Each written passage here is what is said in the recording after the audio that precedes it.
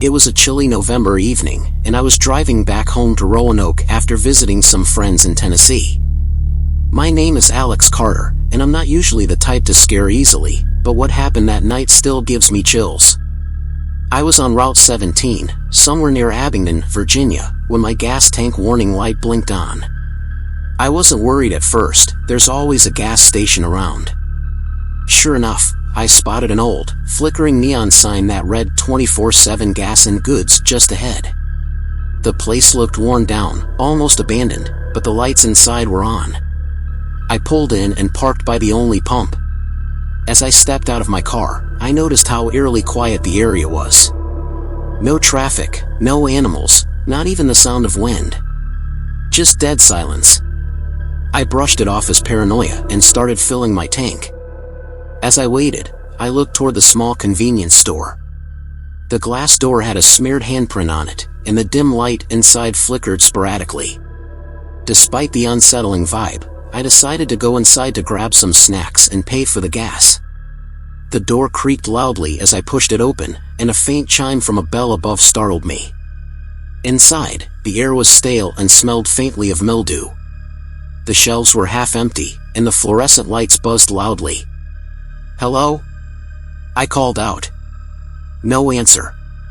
A tall, wiry man emerged from the shadows behind the counter. His face was pale, his eyes sunken and hollow, as if he hadn't slept in weeks. "Help you?" he asked in a gravelly voice. I told him about the gas and grabbed a bottle of water. He rang me up without saying another word, his bony fingers trembling as he pushed the buttons on the register. As I turned to leave, something caught my eye, a wall of Polaroid photos near the exit. Each photo was of a different person, and they all had the same terrified expression. I felt a chill run down my spine when I noticed that some of the photos were dated, and they were all recent. "Nice collection," I said, trying to sound casual. The man smirked but didn't reply. His eyes followed me as I left the store, the door slamming shut behind me. I hurried back to my car, my heart pounding. As I got in and started the engine, I glanced in the rearview mirror. That's when I saw him, the man from the store, standing at the window, staring at me. But he wasn't alone. A figure loomed behind him, barely visible in the dim light. I didn't wait to find out who or what it was. I sped out of the lot, my tires screeching on the asphalt. As I drove, I couldn't shake the feeling that someone, or something, was following me. When I finally made it home, I locked every door and window, my mind racing. The next day, I looked up the gas station online, but there was no trace of it. No business listing, no reviews, nothing. To this day, I can't explain what happened that night. But every time I drive down Route 17, I make sure my tank is full before I hit that stretch of road. Because some places, you're better off avoiding. My name is Daniel Brooks, and I work as a delivery driver. A couple of years ago, I had an experience during one of my late-night drives that I still can't shake. It was on Highway 89, just outside Flagstaff, Arizona, and I'd been driving for hours, trying to meet a deadline. It was around 2 a.m. when my gas gauge hit empty. The highway was deserted, pitch black except for my headlights, and I hadn't seen a gas station for miles. Just when I started to panic, I spotted a small gas station up ahead. The place looked like it was from the 70s, with faded paint, an old Phillips 66 sign, and two creaky pumps. I pulled in, grateful for the luck. There was a small shop, but it was dark inside, and a sign on the door read, "Pay at pump only." That suited me fine. I wasn't in the mood to talk to anyone. As I got out of the car and started pumping gas, I noticed a beat-up pickup truck parked a little off to the side. It was odd because I hadn't seen anyone else around. The truck looked empty, its windows fogged over. I figured someone might have left it there overnight. While the gas was pumping, I heard the crunch of gravel behind me. I turned around to see a man walking toward me from the direction of the truck. He was tall and thin, wearing a dirty baseball cap and a plaid shirt. Something about the way he moved, slow and deliberate, made me uneasy. "Need some help?" he asked, his voice low and gruff. "No, I'm good. Just getting gas," I replied, trying to sound casual.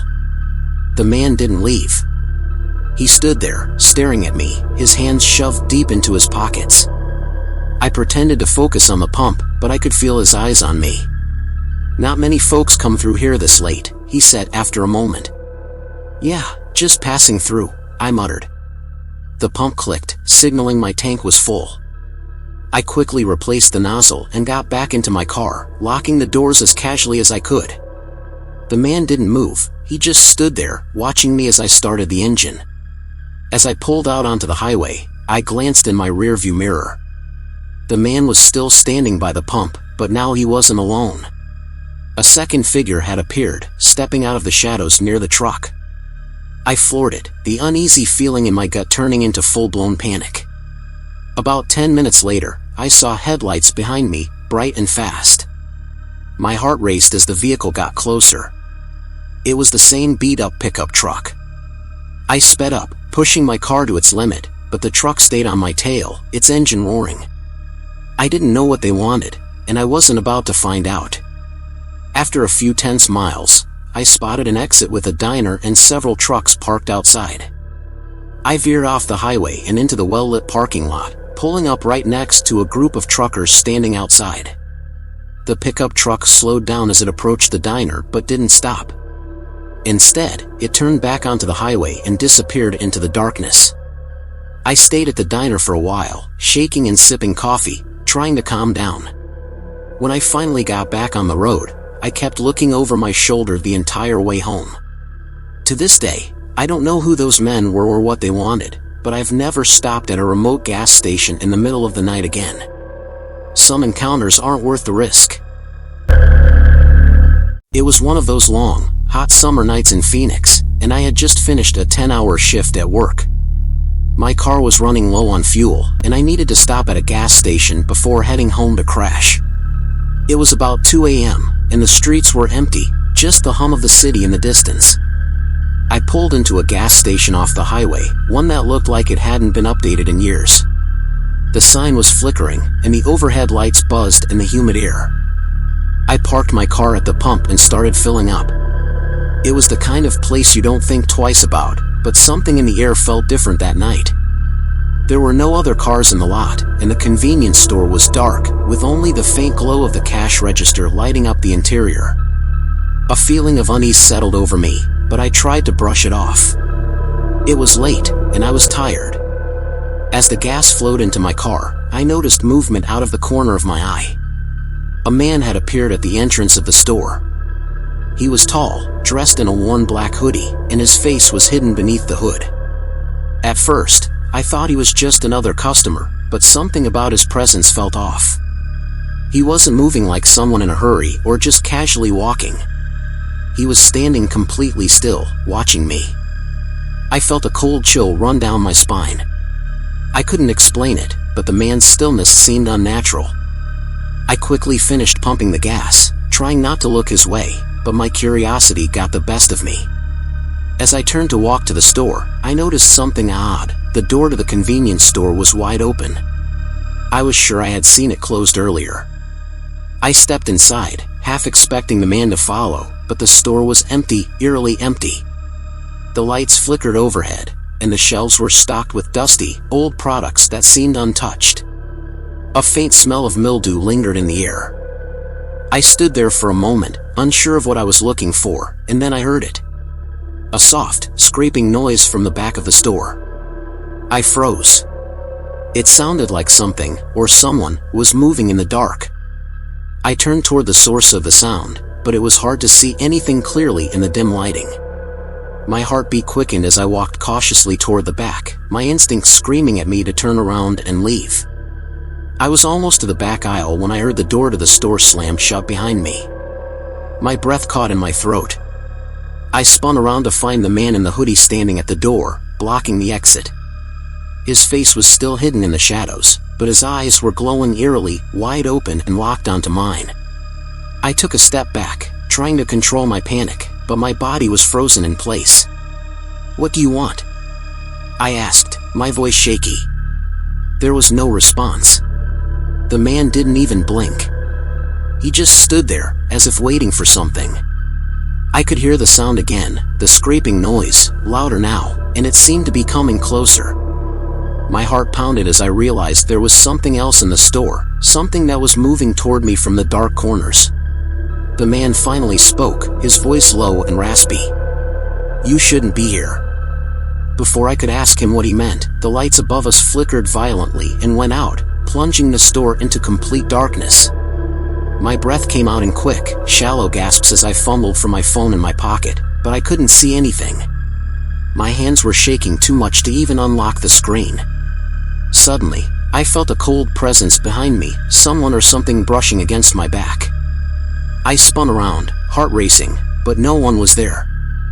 I ran toward the door, but as I reached for the handle, it slammed shut, as if something on the other side was holding it closed. I banged on the door, screaming for help, but the man just stood silently at the entrance, his eyes glowing in the dark. It felt like an eternity, but eventually, the door opened, and I bolted out of the store into the night air, gasping for breath. The man was gone. The parking lot was empty again, the only sound the wind rustling through the desert air. I got into my car as quickly as I could, locked the doors, and drove off without looking back. The rest of the drive home was a blur of panic and confusion. I couldn't make sense of what had happened in that store, why the man had been there, why the lights had gone out, or what I had heard moving in the dark. To this day, I avoid that gas station. Every time I drive by, I glance over, wondering if I'll see that man again, standing silently in the dark, waiting for the next person who's foolish enough to stop.